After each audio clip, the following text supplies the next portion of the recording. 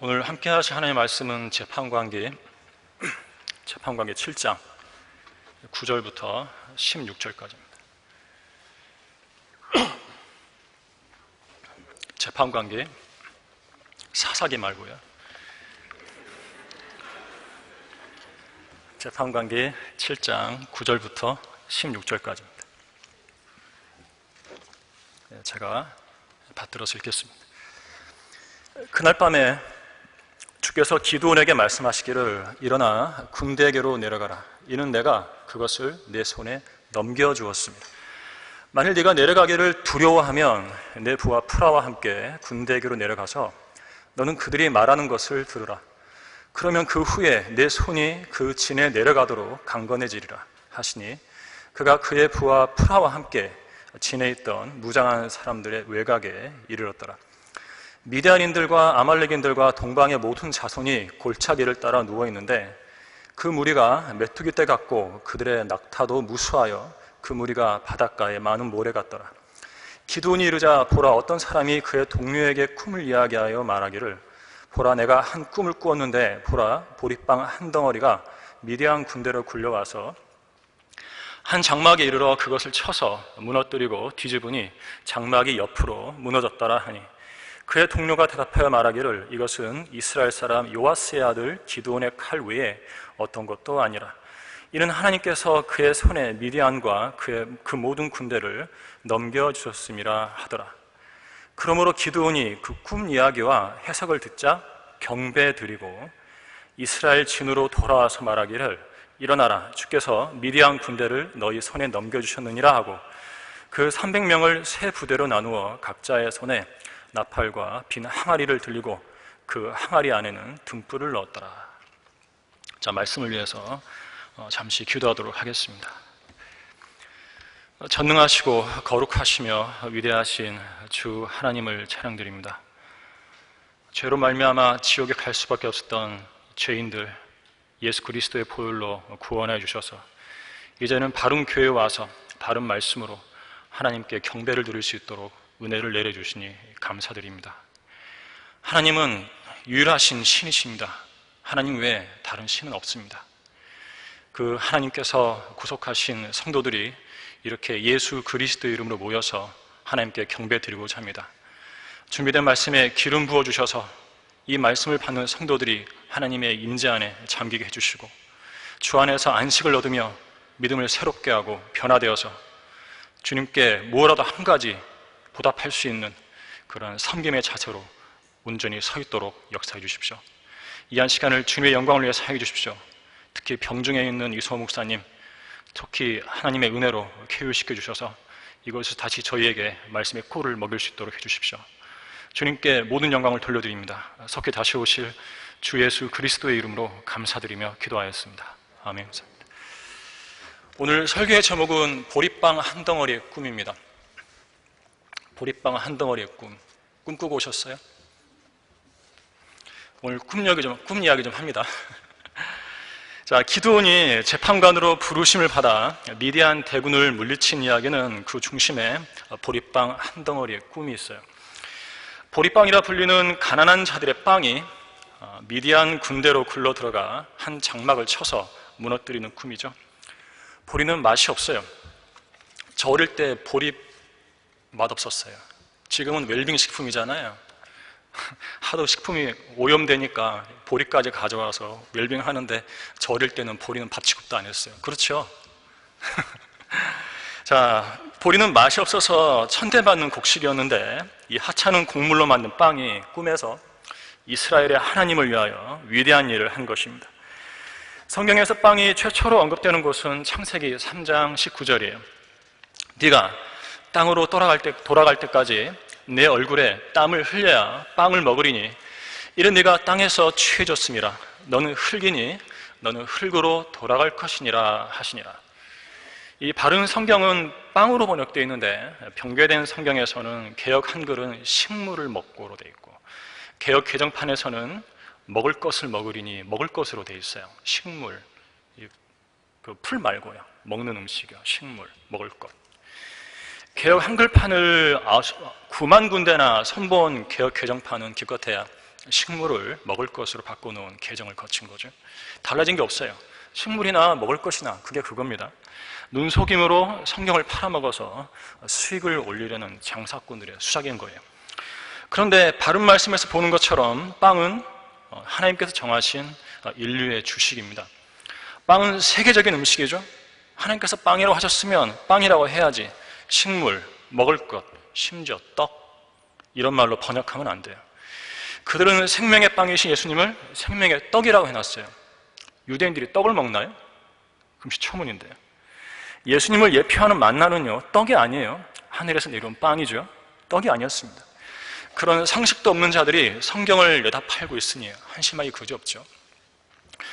어쨌든 죄로 타락한 인류는 땀을 흘려야 빵을 먹을 수 있게 되었습니다. 이것은 하나님께서 정해놓으신 것이기 때문에 수고하지 않고 배를 채우려고 하는 자들은 죄를 지을 수밖에 없어요. 남을 등쳐먹든지 투기를 하든지 해야 합니다. 게으른 자의 욕망이 자기 자신을 죽이고 있는 것이죠. 아담이 타락해서 수고로 빵을 먹게 된 후 4000년이 지나자 사람이 땀을 흘리지 않고 땀 흘려 수고하지 않아도 먹을 수 있는 빵이 오셨습니다. 수고하고 무거운 짐진 자들아 다 내게로 오라. 그러면 내가 너희에게 쉼을 주리라고 말씀하신 생명의 빵, 곧 예수 그리스도입니다. 주님께서는 셋째 하늘에서 베들레헴으로 오셨어요. 베들레헴이라 불리는 곳으로 내려오셨는데 베들레헴은 빵의 집이라는 뜻이죠. 생명의 빵께서 빵의 집인 베들레헴에서 태어나신 것이 예수 그리스도의 탄생입니다. 빵집에서 빵이 구워져 나오죠. 빵집에서 떡이 구워져 나오지 않아요. 빵이 구워져 나오죠. 주님께서는 빵의 집 베들레헴에서 생명의 빵으로 탄생하신 것입니다. 생명의 빵이신 분께서 광야에서 시험을 당하셨을 때 그 첫 번째 시험이 돌을 빵으로 만들어 보라는 시험이었다는 것을 아시죠? 마귀는 생명의 빵이신 분께 빵을 만들어 보라고 도전했던 것이에요. 그때 주님께서 응수하신 말씀은 사람이 빵으로만 사는 것이 아니요 하나님의 입에서 나오는 모든 말씀으로 사느니라 이렇게 말씀하셨죠. 하나님의 입에서 나오는 모든 말씀이 인간에게 필요한 참된 빵임을 강조하신 것입니다. 오늘 본문의 보리빵은 누구에게나 열려 있고요, 가난한 사람이든지 그렇지 않든지 누구에게나 열려 있어요. 또 누구나 마음만 먹으면 먹을 수 있는 하나님의 말씀을 상징해요. 그런데 기드온은 보리빵 한 덩어리가 미디안 진영으로 굴러가 그곳을 쑥대밭으로 만든 꿈 이야기를 듣고서 확신을 얻어 위대한 승리의 전쟁을 하게 되었습니다. 이방인 병사의 꿈 이야기에서 전쟁 승리의 확신을 갖게 된 것이에요. 그 꿈은 하나님께서 주신 것입니다. 성도 여러분은 하나님께서 주신 작은 계시를 통해 얻은 확신을 위대한 행동으로 옮기신 적이 있으십니까? 기도는 어떻게 생각하세요? 꿈 이야기 듣고 전쟁에 승리했잖아요. 오늘은 바로 이 점을 함께 나눠보고자 하는 것입니다. 보리빵 한 덩어리의 꿈, 첫째로 오늘 본문은 보리빵 한 덩어리의 꿈을 사건의 중심에 두고 있어요. 13절과 14절인데요. 기드온이 이르자 보라 어떤 사람이 그의 동료에게 꿈을 이야기해 말하기를 보라 내가 한 꿈을 꾸었는데 보라 보리빵 한 덩어리가 미디안 군대로 굴러와서 한 장막에 이르러 그것을 쳐서 무너뜨리고 뒤집으니 장막이 옆으로 무너졌더라 하니 그의 동료가 대답하여 말하기를 이것은 이스라엘 사람 요아스의 아들 기드온의 칼 외에 어떤 것도 아니라 이는 하나님께서 그의 손에 미디안과 그 모든 군대를 넘겨주셨습니다 하더라. 본문은 꿈에 관한 대화죠. 설교의 이 첫 부분에서는 꿈에 관해서 이야기 좀 해보겠습니다. 사실 이교도들은 꿈 이야기하는 걸 좋아해요. 우리 한국 사람들도 꿈 이야기 너무 좋아하죠. 예수님을 믿기 전에는 아마도 그런 경험들이 있었을 것이에요. 내가 밤에 꿈을 꾸었는데 죽은 할아버지가 나타나서 밥 달라고 하더라. 그럼 뭐해 사람들? 제사상 차리죠. 마귀가 주는 거예요, 그거요. 꼭 그 명절날이나 제삿날 다가오면은 그런 꿈 꿔요. 마귀가 주는 거예요. 내가 꿈에서 도망가는 돼지꼬리 꽉 잡고 붙잡고 놓치지 않았어. 잘했다, 복권사. 그러잖아요. 자, 하나님을 알지 못하는 이교도들의 관습이죠. 믿지 않았을 때 행했던 마귀적인 일들이었어요. 한국 사람들은 개꿈을 싫어해요. 근데 저는 개가 한 번에 3마리 나오는 꿈 꿨어요. 그리스도인이 됐는데 꿨어요. 1년 전인 것 같아요. 그런데 아무 일도 안 일어났어요. 돼지 꿈은 복꿈이고 개 꿈은 재수없는 꿈이라는 생각은 떨쳐버려야죠. 그리스도인인데요. 돼지 안 먹는 유대인은 어때요? 그들이 돼지 꿈 꾸면 뭐라고 생각하겠어요? 우리는 복꿈인데 그 사람들한테는 개꿈 아니겠어요? 자, 꿈은요, 구약시대에는 하나님의 계시 수단이었습니다. 민수기 12장 6절에서 만일 너희 가운데 선지자가 있으면 나 주가 환상 가운데서 그에게 나를 알게 할 것이요 꿈 가운데서 그에게 말할 것이니라고 하셨는데, 이것은 모세는 특별해서 그와 직접 대면해서 말씀하시지만 일반적으로는 환상과 꿈을 통해서 선지자를 통해 말씀하신다는 얘기입니다. 그러나 그 모든 꿈이 주님의 계시는 아니었어요. 꿈은 이교도들에게도 그들만의 예언과 계시의 수단이었습니다. 주님께서는 이스라엘이 약속의 땅에 들어가면 그곳에서 꿈꾸는 자들이 일어날 것인데 그들을 죽이라고 명령하셨어요. 표적과 이적을 보이며 꿈을 이야기하는 자들을 죽이라고 하신 것입니다. 만일 너희 가운데 선지자나 꿈꾸는 자가 일어나서 표적이나 이적을 내게 보이고 그 표적이나 이적이 이루어져 그가 네게 일러 말하기를 네가 알지 못하는 다른 신들을 쫓아가서 우리가 그들을 섬기자 할지라도 너는 그러한 선지자나 꿈꾸는 자의 말들에 경청하지 말라. 너희는 주 너희 하나님을 따르며 그분을 두려워하고 그분의 계명들을 지키며 그분의 음성에 복종하고 또 너희는 그분을 섬기며 그분께 밀착할지니라.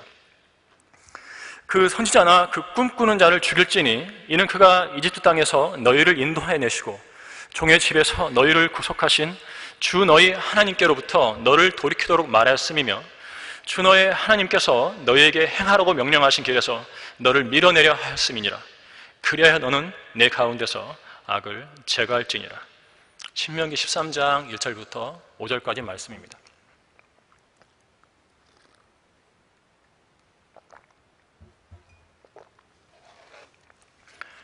고대 근동에서는 꿈을 해석해서 미래를 예언하고 자신들에게 유익이 될 만한 일들을 결정하는 관행이 있었어요.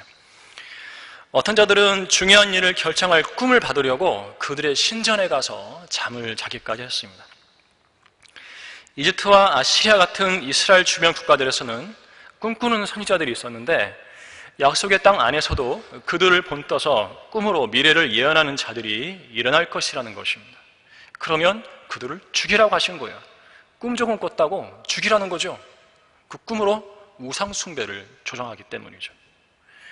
우리는 꿈을 꾼다는 자들을 조심해야 합니다. 성경을 오역해서 거짓 교리를 만들어 그리스도인들을 파멸시키려는 자들을 조심해야 돼요. 그들이 바로 은사주의자들이죠. 그들은 지금 이 교회 시대에도 꿈으로 무언가를 계시받았다며 사람들을 현혹하고 있어요. 그들에게 속지 않기 위해서 그들이 악용하는 구조를 좀 살펴보겠습니다. 우리 요엘서로 가가지고요. 요엘서 2장 잠깐 보도록 하겠습니다. 요엘서 2장 우선은 28절과 29절이에요. 사도행전 2장 오순절 성령 강림 때 성취되었다고 하는 거죠. 28, 29절 보시면 그 후에 내가 내 영을 모든 육체 위에 부으리라. 그러면 너희 아들들과 너희 딸들이 예언할 것이요 너희 노인들은 꿈들을 꿀 것이며 너희 청년들은 환상을 보리라. 이것이 사도행전 2장에서 일어나지 않았어요. 또 그 날들에는 내가 남종들과 여종들 위에도 내 영을 부어주리라. 안 일어났습니다. 오순절 은사주의자들은 요엘서 이 말씀이 사도행전 2장에서 성취되었다고 하는데요. 그 후로 현 교회 시대에 여전히 직통 계시로 예언하고 꿈을 꾸고 환상을 본다고 말하고 있어요. 그 일을 하는 사람들이 바로 자신들이라는 거죠. 사도적 권위가 자신들에게 이양됐다고 말하는 거예요. 그런데 이것은 사도행전 2장에서 성취된 것이 아니라 재림 때 성취될 일인데요. 문맥을 한번 보도록 할게요. 30절부터 32절 보겠습니다. 내가 하늘들과 땅의 이적들을 보이리니 피와 불과 연기 기둥들이라. 주의 위대하고 두려운 날이 오기 전에 재림이죠. 해가 흑암으로 달이 피로 변하리라. 그러나 누구든지 주의 이름을 부르는 자는 구원함을 받으리니 환난 성도겠죠. 이는 주께서 말씀하신 대로 시온산과 예루살렘에 구원함이 있을 것이요 남은 자를 주께서 부르실 것임이라. 유대인 환난 성도들이에요. 남은 자라 불리죠. 재림 때 일입니다. 이 본문에서 일어나는 기이한 현상들은 재림 때 문자 그대로 있을 일들이에요. 28절의 꿈과 환상과 예언, 또 모든 육체에게 하나님의 영을 부어주신다는데 모두 재림 때 있을 일들이에요. 꿈은 교회 시대가 아니라면 중요한 계시 수단일 수 있습니다. 구약 시대의 야곱은 형 에서의 위협을 피해 시리아로 가던 중에 돌들을 베개 삼아 잠이 들었습니다. 그때 땅에 선 사다리가 하늘에까지 그 꼭대기가 닿는 꿈을 꾸었는데 하나님의 천사들이 사다리 위에 오르락내리락 했죠. 주님께서는 셋째 하늘에까지 닿은 사다리 위에 서서 야곱에게 땅과 씨에 대한 약속과 동행과 보호하심에 관한 약속을 그 꿈에서 해주신 거예요. 야곱이 꾼 꿈은 하나님께서 주신 거죠. 그런데 하늘까지 닿은 사다리 위를 천사들이 오르내리던 일은 예수님과 관련된 꿈이었습니다. 왜냐하면 예수님께서는 이렇게 말씀하셨어요. 진실로 진실로 내가 너희에게 말하노니 너희가 이후로는 하늘이 열리고 하나님의 천사들이 인자 위에, 사다리 위에, 인자 위에 오르내리는 것을 보리라고 하셨기 때문에 그래요. 천사들이 셋째 하늘로 오르내리던 야곱의 사다리, 천사들이 오르내리는 인자 예수님, 연상되는 게 있죠. 야곱의 사다리는 곧 예수님을 보여주는 거예요. 예수님은 땅과 하늘을 이어주는 사다리시죠. 천사들이 사다리를 타고 하늘에 닿았듯이 땅의 사람이 하늘나라에 이르려면 오직 예수님을 통해서만 가능한 것이에요. 부처는 사다리가 아니에요. 마호메트도 사다리가 아니죠. 공자도 사다리가 아닙니다.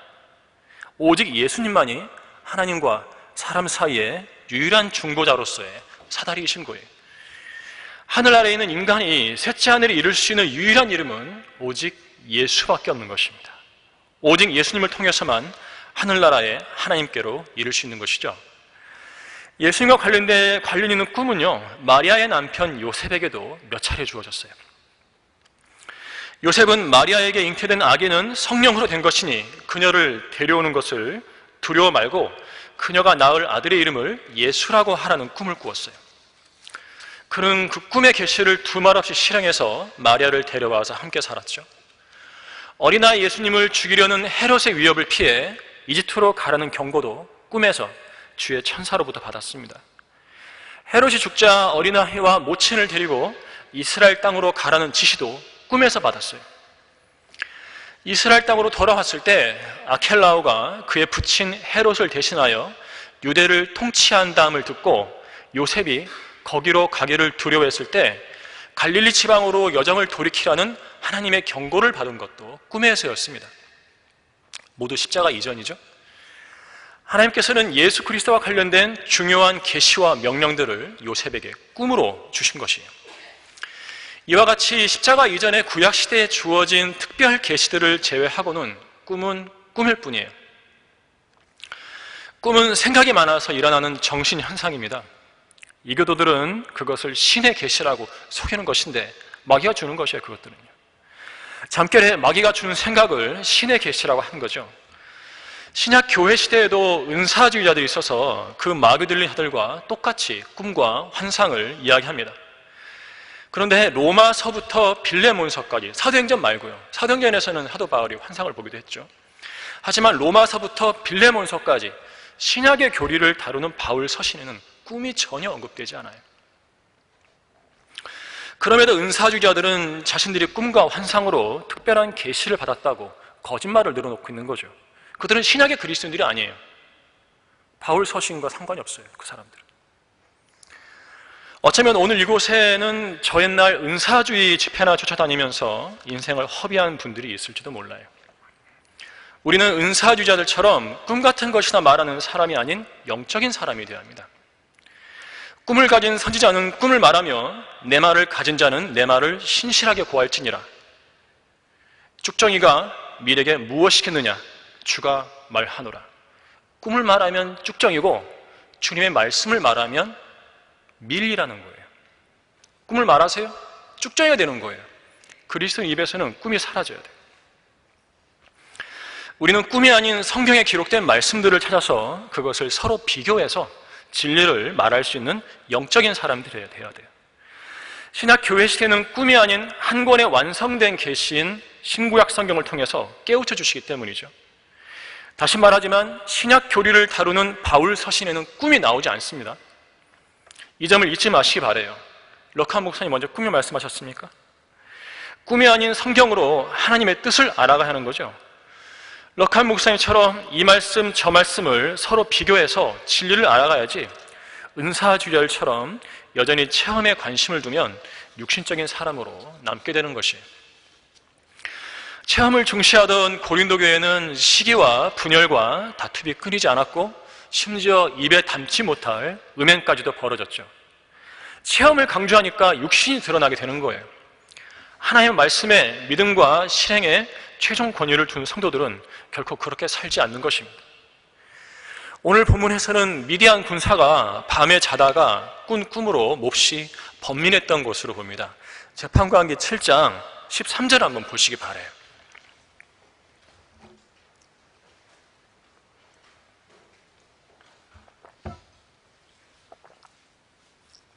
재판관기 7장 13절 보시면은요, 중간쯤 보시 이런 말씀이 있어요. 말하기를 보라, 내가 한 꿈을 꾸었는데 보라, 보릿방 한 덩어리가 미디안 군대로 굴러와서 한 장막에 이르러 그것을 쳐서, 이렇게 말하고 있죠. 보라가 몇 번 나와요? 2번 나오잖아요. 이것 봐, 이것 봐 하는 거예요. 자, 꿈을 꾼 미디안 군사는요, 보라 보라 하면서 자기 꿈 이야기를 했습니다. 꾸었던 꿈이 심상치 않게 여겨졌던 것이죠. 보릿방 한 덩어리로 미디안 군대의 장막이 무너졌으니 전쟁을 하러 온 마당에 아주 꺼림칙했을 것이에요. 그 심상치 않은 꿈은 하나님께서 기드온에게 용기를 불어넣으셔서 그로 하여금 위대한 일을 하게 하려고 그 이교도에게 주신 꿈이었습니다. 꿈은 이처럼 번민을 낳기도 하죠. 혹시 꿈을 꾸고 마음이 편치 않았던 적 있으세요? 꿈자리가 뒤숭숭하면 그날 무슨 일이 일어날까 봐 걱정하는 사람들이 있습니다. 경험상 아무 일도 안 일어나더라고요. 해는 여전히 동천에 떠올랐고 하루가 지나가는지도 모르게 그냥 지나가 버려요. 내가 그날 무슨 꿈을 꿨는지 기억도 안 나요. 꿈 때문에 쓸데없는 번민을 하지 마셔야 돼요. 그럴 시간에 오늘 내가 주님의 뜻을 어떻게 실행할까를 고민해야 합니다. 주님의 뜻을 행하지 못한 사실로 인해 번민해야 합니다. 꿈 때문에 번민하시면 안 돼요. 꿈이 아닌 하나님의 말씀에서 의미를 찾도록 하세요. 하나님의 말씀으로 예수 그리스도를 알아가야 하는 것이에요. 예수 그리스도 안에는 모든 지혜와 지식의 보화가 감추어져 있죠. 예수 그리스도 없이는 이익도 손실이 되고 희망도 절망이 되는 거예요. 예수 그리스도가 없다면 우리는 아무것도 가지지 않은 것이에요. 성경으로 예수 그리스도를 알아가는 성도는 복된 성도입니다.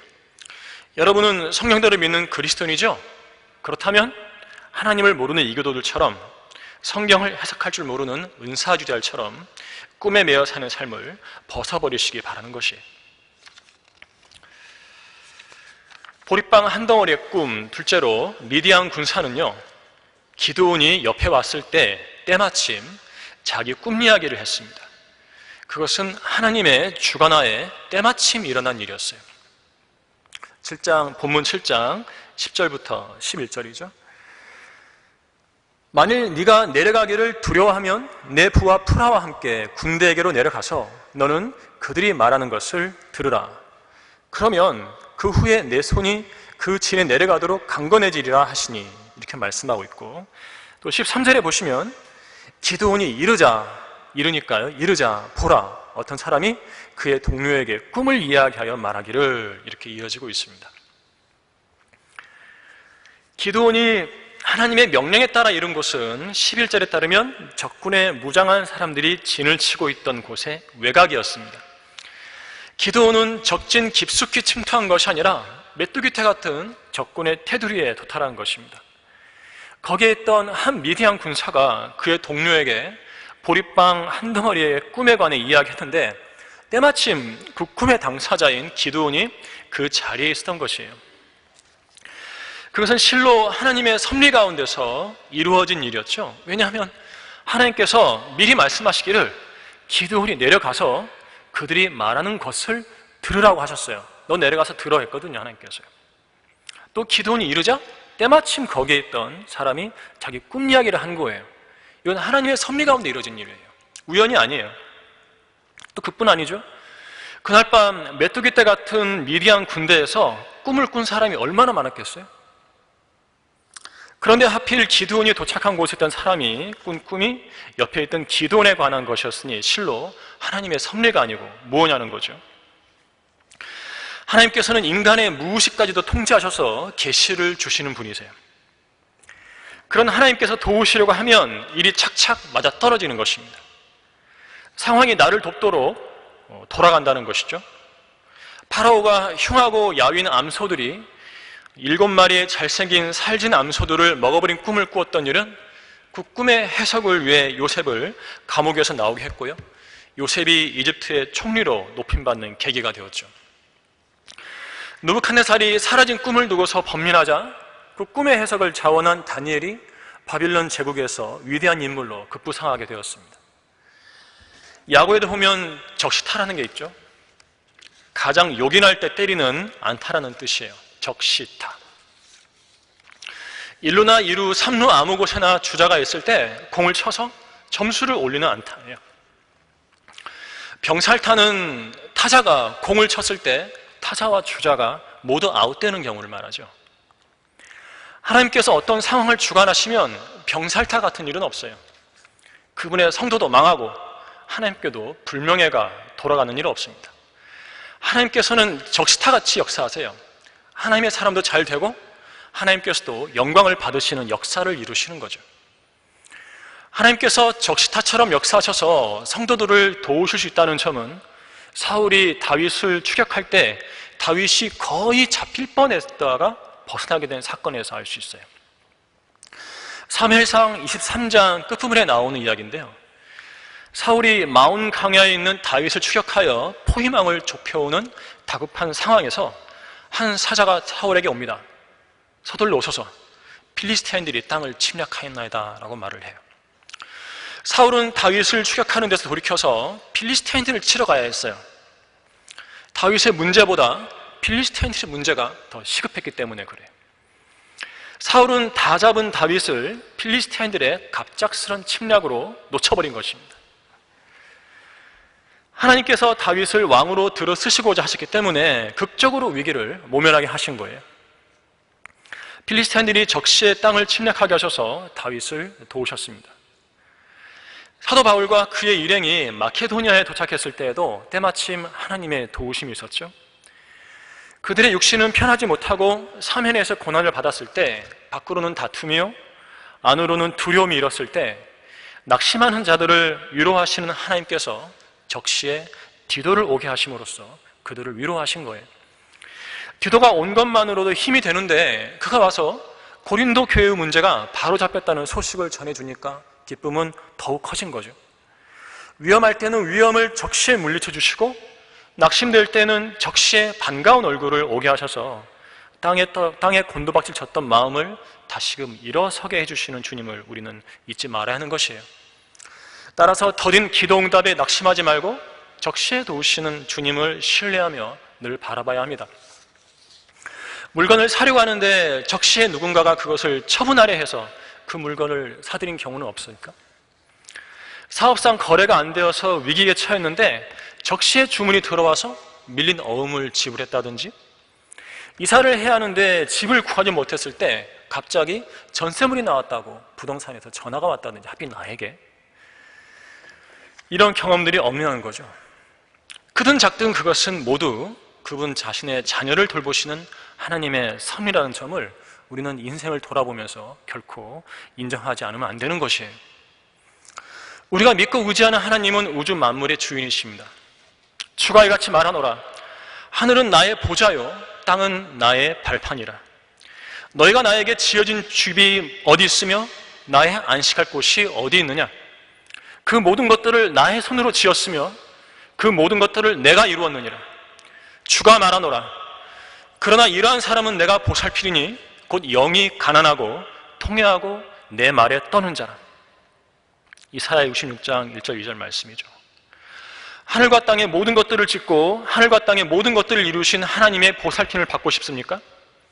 하나님께로부터 뭔가를 받아야만 살 수 있는 가난한 영으로 나와서 자신의 죄를 통회하고 그분의 말씀에 떨면 됩니다. 그러면 만물의 소유주께서 바로 그 사람을 보살펴 주시겠다고 약속하고 계시는 거예요. 하나님께 낮은 자세로 나와야 하는 것입니다. 너희의 노년에 이르러서도 내가 그니 백발이 될 때까지도 내가 너희를 품을 것이라. 내가 지었으니 내가 안고 품을 것이며 너희들을 건져내리라고 말씀하시는 것입니다. 기도응답이 안 되는 것은 어떤 죄에 연루되었든지 여전히 자기 육신을 신뢰하고 있든지 아직 응답받을 때가 안 되었든지 아니면 그것이 필요 없기 때문에 그래요. 정말로 필요해서 갖고 싶으면 영이 가난한 사람처럼 하나님께 두 손 다 벌리고 나와서 죄를 자백하고 통회하고 그분의 말씀에 떠는 모습을 하나님께 보여드리면 되는 것입니다. 그리고 역시나 더딘 기도응답에 낙심하지는 말아야 돼요. 아기도 때가 되어 나오죠. 내 자식 어서 보고 싶다고 조산시켜서 인큐베이터에 넣고 볼 수 없지 않습니까? 예수님께서도 초림하신 것도 때가 되어 오신 일이었어요. 그 때가 차니 하나님께서 자기 아들을 보내시어 여자에게서 나게 하시고 율법 아래 나게 하신 것은 율법 아래 있는 자들을 구속하셔서 우리로 아들의 신분을 얻게 하려 하심이라 이렇게 말씀하셨죠. 바로 그 예수님의 재림도 그분의 때에 이루어질 것입니다. 자기 때가 되면 주께서 나타나시리니 그분은 복되시고 유일하신 통치자시오 만왕의 왕이시며 만주의 주시라. 하나님께서도 초림을 위해 그분의 때를 기다리셨어요. 재림을 위해서 그분의 때를 기다리고 계십니다. 하나님께서도 서두르지 않고 그분의 때를 기다리시는데 하물며 인간인 우리가 이 생의 일들을 가지고 그분을 재촉할 수 있겠습니까? 나사로가 병들었을 때 그의 누이들은 주님께서 사랑하시는 자가 병들었다면서 오셔서 고쳐주시라고 사람을 보냈죠. 죽을 정도로 심각한 병이었기에 특히나 더 주님이 간절했어요. 그러나 누이들의 요청에도 불구하고 자기가 사랑하는 사람들의 간구를 주님은 들어주지 않았어요. 나사로가 죽을 때까지 지체하다가 그의 장례식장에 가신 것입니다. 너무하시잖아요. 죽으니까 오세요? 이제나 저제나 오실까 주님을 기다리다가 나사로가 죽는 모습을 본 누이들의 마음은 또 얼마나 아팠겠어요. 그러나 주님의 관심은 나사로의 병을 치유해 주시는 것보다 더 높은 차원의 일에 가 있었습니다. 나사로가 죽으면 죽은 지 나흘이나 되어 썩은 내가 펄펄 나는 송장을 부활시켜서 장례식장에 모인 유대인들을 구원하려고 하신 것이에요. 나사로는 다시금 누이들과 함께 지낼 수 있게 되었지만 그때까지 그의 누이들이 겪었을 고통을 한번 생각해 보세요. 오시라고 했는데도 오시지 않는 주님, 이 문제를 해결해 주시라고 간구하는데도 응답이 없는 주님, 주님께서는 우리를 도우시면서도 우리로 하여금 먼저 고통 가운데 우리의 믿음을 단단하게 하도록 훈련시키시는 경우가 있어요. 죽어가는 나사로를 바라보면서 마리아와 마르다가 겪었을 비통함과 고통은 이루 말할 수 없을 것입니다. 그러나 그러한 고통과 슬픔을 통해서 믿음을 훈련받았던 거예요. 주님께서 죽었던 나사로를 다시 살려냈을 때는요, 나사로가 병에서 치유되었을 때 느꼈을 기쁨보다 훨씬 더 큰 기쁨을 누렸을 것입니다. 주님께서 도우시는 손길을 놓치신다면 거기에는 우리가 감히 생각할 수 없는 깊은 것들을 생각하고 계실 수 있는 거예요. 따라서 우리는 기도하고 근심하지 말아야 합니다. 삶의 문제로 눈물을 훔치며 기도할지언정 주님을 원망하지는 말아야 돼요. 오히려 주의 뜻이 이루어지다라고 말해야 합니다. 성령님께서 지금 우리 안에서 말할 수 없는 신음으로 우리를 위해 중보하고 계시는데 무엇을 걱정합니까? 마음이 힘들면 차라리 말씀을 펴서 읽고 그 말씀을 공부하시기 바랍니다. 절망으로 죽어가는 우리의 마음을 소생시키고 고난의 광풍에 뿌리째 뽑히려는 마음을 다시 뿌리내리게 할 것은 하나님의 말씀뿐이에요. 말씀을 읽고 공부하다 보면 근심 걱정이 싹 사라지죠? 그 말씀이 우리의 마음을 지배하게 됩니다. 이 생의 문제가 우리의 마음을 지배하는 게 아니라 하나님의 말씀이 우리의 마음을 지배하게 되는 거예요. 이것이 근심을 이겨내는 방법이에요. 마음을 좀먹던 걱정들이 하나님의 말씀에 자리를 내주고 주랭랑을 칠 것이고, 시시때때로 그 말씀들이 인생의 고난을 견뎌낼 힘을 줄 것입니다. 우리는 말씀으로 마음을 지켜야 합니다. 마음을 지키는 데는 하나님의 말씀만 한 것이 없는 거예요. 사람의 이루보다 더 큰 것이 바로 하나님의 말씀입니다.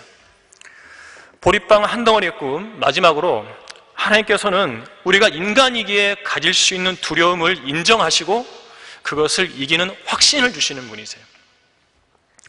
본문 7장, 재판관계 7장 10절, 11절, 그리고 15절, 16절을 함께 보도록 하겠습니다.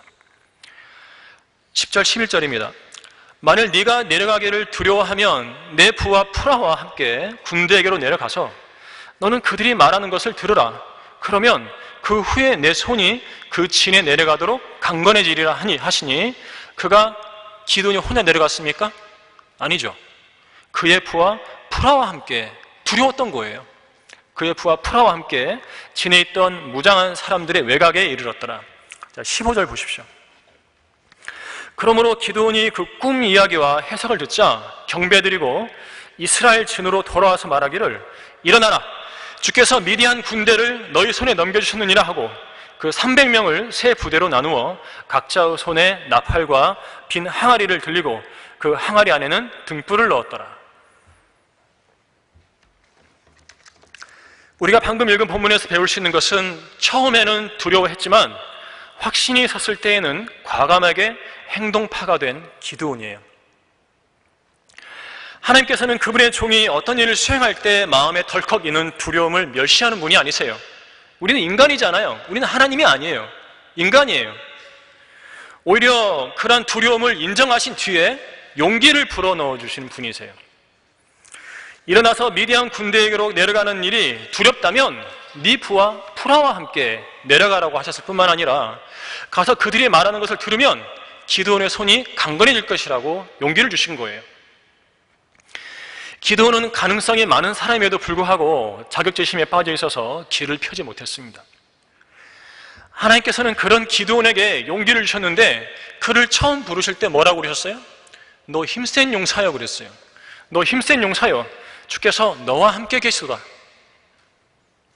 힘이 센 사람인데 민족을 위해서 일하지 않고 숨어 지냈던 것이에요. 6장 14절부터 16절을 한번 보시기 바랍니다. 주께서 그를 보시며 말씀하시기를, 너는 너의 이 힘으로 가서 미디안인들의 손에서 이스라엘을 구하라. 내가 너를 보내지 아니하였느냐 하시니라. 기드온이 주께 말씀드리기를, 오 나의 주여, 내가 무엇을 가지고 이스라엘을 구원하니까? 보소서, 나의 집은 므낫세 중에서 가난하고 나는 내 아비 집에서 가장 작은 자니이다 하니, 주께서 그에게 말씀하시기를, 반드시 내가 너와 함께하리니 네가 미디안인들을 한 사람 치듯이 치리라 하시더라. 반드시 내가 너와 함께할 것이라는 거죠. 주님께서는 자신이 므낫세 지파 중에서 가난한 집안의 가장 작은 자라는 기도원을 사용하셔서 미디안인들을 한 사람 치듯 치실 것인데, 이유는 주님께서 그와 반드시 함께 하실 것이라는 것이었어요. 하나님께서 누군가를 불러 들었을 때는요, 그 사람이 강하고 똑똑해서 부르신 것이 아니라 하나님께서 그와 함께 하실 것이기 때문에 부르신 것이에요. 하나님께서 함께 하시는 것이 그 사람의 능력이고 하나님께서 함께 하시는 것이 그 사람의 지혜가 되는 것이에요. 하나님께서 출애굽한 이스라엘을 약속의 땅에 들여보내실 때도 마찬가지였죠. 그때도 주님은 이스라엘보다 더 크고 강한 7민족을 넘겨주시면, 주님께서 넘겨주시면 그들을 쳐부수고 완전히 진멸시키되 어떤 자비도 보이지 말라고 하셨어요. 기드온에게도 재판관기 7장 9절에서 말씀하셨죠. 일어나 군대에게로 내려가라. 이는 내가 그것을 내 손에 넘겨주었습니다. 전쟁의 승패는 하나님께서 적군을 나에게 넘겨주시냐 안 넘겨주시냐 거기에 달려있는 거예요. 군대 수가 많은 게 중요한 게 아닙니다. 주님께서 적군을 넘겨주시면 그냥 쳐버리라는 거예요. 하나님께서 우리와 함께 하시면, 상황을 우리에게 유리하게 넘겨주시면 우리는 그냥 행하면 되는 거예요. 필요한 것은 믿음과 그에 따른 행동뿐인 것입니다. 기도는 두려워했지만 주님께서 함께 하신다는 확신이 있었을 때에는 매우 담대하게 행동했어요. 믿음의 성도죠. 그가 미디안인들의 꿈 이야기와 해석을 들었을 때 보인 행동을 보세요. 15절에서요. 기도는 꿈의 해석을 듣자 그 자리에서 하나님께 경배를 드렸어요. 이보다 더 확신 있는 행동이 어디 있습니까? 경배를 드린 거예요. 그냥 부대로 달려간 것이 아니라. 기도원의 이 경배 행위는 주님의 말씀대로 이루어진 일에 대한 감사의 표시이고요, 주님께서 함께 하시는 이 전쟁에 반드시 승리할 것이라는 확신의 표현이었어요. 확신과 확신에서 비롯된 경배를 드린 기도원은요, 실제로 확신에서 나온 실행을 감행했습니다. 확신이 있었으면, 내가 하는 그 일에 주님께서 함께 하신다는 확신이 있었으면 실행하면 되는 거예요. 기드온은 경배 드린 후 300명의 군사를 세 부대로 나누어 곧바로 실행에 들어갔습니다. 7장 17절부터 22절까지 보도록 할게요. 기드온이 그들에게 말하기를, 나를 쳐다보고 내가 하는 대로 하되, 보라, 내가 그 진영의 외곽에 이르렀을 때 내가 하는 대로 너희도 그렇게 할지니라.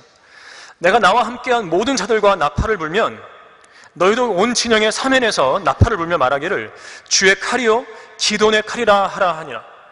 그리하여 기드온과 그와 함께한 100명이 중간 경점이 시작될 무렵 진영 외곽에 와서 그들의 파수를 새로이 세울 때 나팔을 들고 그들의 손에 있는 항아리를 깨뜨리니라. 그 세 부대가 나팔을 불고 항아리를 깨뜨리며 등불을 왼손에 들고 오른손에 잡은 나팔을 불며 말하기, 소리 지르기를, 주의 칼이요 기드온의 칼이라 하며, 그들이 각자 진영을 에워싸고 자기 자리에 서니 모든 군대가 달리며 부르짖으며 도망치더라. 그 300명의 나팔을 부니 주께서 온 진영에 걸쳐 각자의 칼로 자기 동료를 향해 치게 하시니 그 군대가 도망하여 스레랏의 베시타에 이르고 또 아벨무올라의 경계 탑밭에 이르더라. 하나님은 우리가 한 인간으로서 갖는 두려움을 인정해 주시는 분이십니다. 그러나 확신이 있었을 때는 과감하게 실행해야 함을 알려주는 분이시기도 해요. 오늘 본문에서 바로 이 점을 이야기하고 계신 것입니다. 자신이 약하고 보잘것없다고 하던 일을 중단하지 마시기 바랍니다. 그것이 주님의 일이라는 확신이 든다면 여러분은 그 일을 반드시 실행해야 돼요. 약하기로 치면 저잖아요. 제가 저의 약함에 대해서 낙심했다면 저는 진즉 주님의 일을 그만뒀어야 돼요. 10수년 전에 그만뒀어야 돼요. 하지만 주님께서 그때마다 위로해 주셨어요. 주님의 능력이 약한 데서 온전해진다고요. 말씀으로만 산 거예요. 전 능력 없어요. 제게 있는 건 하나님의 말씀뿐이에요. 자, 확신이 든다면요, 바로 그 일을 해야 하는데, 작은 일도 주님의 일입니다. 스스로 멸시하지 마세요. 자기가 할 수 있는 일을. 섬김이면 섬기는 일로, 또 가르치는 자는 가르치는 일로, 또 권면하는 자는 권면하는 일로, 구제하는 자는 성실함으로, 지도하는 자는 근면함으로, 자비를 베푸는 자는 즐거움으로 해야 합니다. 각자의 은사에 맞게 신실하게 해야 돼요. 자기가 할 수 있는 일을 스스로 업신여겨서는 안 됩니다. 기드온의 항아리에서 등불을 꺼내었듯이 우리의 항아리에서도 작은 등불들을 꺼내어서 세상에 빛을 비추어야 합니다.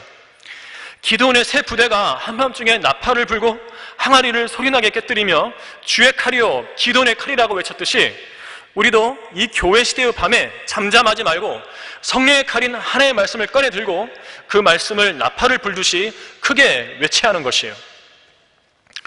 하나님께서는 약한 자들을 들어 쓰시는 분이세요. 예레미야가 주 하나님이여 보소서, 나는 아이라서 말할 수 없나이다 라고 했을 때 주님께서는 나는 아이라고 말하지 말라. 이는 너는 내가 너를 보내는 모든 자에게 갈 것이며 내가 네게 무엇을 명령하든지 네가 말할 것임이라. 그들의 얼굴을 무서워 말라. 내가 너와 함께 있어 너를 구해내리라. 이렇게 말씀하신 거예요. 사도 바울은 자기가 꼭 자랑해야 한다면 자신의 약한 것을 자랑할 것이라고 했습니다. 자신이 약하고 보잘것없다고 주저앉지 마세요. 약하고 보잘것없는 우리와 함께 하신 주님은 강하시기 때문입니다. 우리가 못하는 것을 주님께서 하시는 것이에요. 우리의 강함은 우리와 함께 하시는 주님께로부터 나오는 것입니다. 우리가 우리 자신을 바라보면 희망이 없죠. 그러나 우리 안에 사시는 하나님의 아들을 믿으면 희망이 샘솟습니다. 우리는 우리를 사랑하시어 우리를 위해 자신을 주신 하나님의 아들을 믿는 믿음으로 사는 사람들이에요. 그런데 이 믿음은 하나님의 말씀을 믿고 확신할 때 더욱 강해집니다. 우리는 기록된 말씀에 대한 확신이 매일 솟구쳐야 합니다. 말하자면 예수님께서 그 그리스도 곧 살아계신 하나님의 아들이심을 믿고 확신해야 합니다.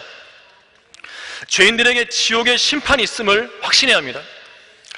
우리 자신이 복음 전파자로서 부름을 받았다는 사실을 확신해야 합니다. 우리 자신에게는 구원이 영원히 보장되어 있다는 것을 확신해야 합니다. 이러한 확신들이 섰다면 이제는 행동으로 옮겨야 합니다. 이러한 확신들이 섰다면 행동으로 옮겨야 돼요. 우리가 확신하는 말씀대로 행해야죠. 확신에만 머무는 죽은 믿음으로 있지 말고 확신을 실행으로 옮기는 살아있는 믿음을 가져야 하는 것이에요. 결론을 말씀드리겠습니다. 우리는 모두 부족한 사람들입니다. 우리는 보리빵과 같은 사람들이에요. 보리빵이라는 평범한 빵에 관한 꿈에서 확신을 얻은 기드온이 담대하게 행동했듯이 우리 역시 성경에 기록된 말씀들 하나하나에 확신을 갖고서 담대하게 행동해야 합니다. 예수님께서는 하늘과 땅에 있는 모든 권세를 나에게 주셨도다. 그러므로 너희는 가서 모든 민족들을 가르치고 아버지와 아들과 성령의 이름으로 침례를 주며 내가 너희에게 명령한 모든 것을 가르쳐 지키게 하라. 보라, 내가 세상 끝까지 너희와 함께 있으리라. 이렇게 말씀하셨잖아요. 신약에서도 우리와 세상 끝까지 함께 하신다고 그랬어요. 이 말씀 잊지 마시기 바랍니다. 우리 안에서 선한 일을 시작하신 분께서 휴가 때까지 그 일을 우리와 함께 하시면서 완성하실 것을 확신하시기 바랍니다. 말씀에 대한 확신을 그대로 실행하면 그리스도의 심판석에서 큰 상이 있을 것이에요. 이런 우리에게는 인내가 필요한 것입니다. 조금 있으면 예수께서 오시죠? 하나님의 뜻을 행한 후에 약속하신 상을 받으려면 인내가 필요한 것이에요. 예수께서 오실 때까지 조금만 더 인내하시기 바랍니다. 주님은 결코 지체하지 않고 반드시 속히 오실 것입니다. 재림의 소망 속에서 말씀을 믿고 확신할 뿐만 아니라 그 확신을 행동으로 옮겨서 주님께 칭찬과 상을 받는 성도들이 되시길 바라며 설교를 마치겠습니다.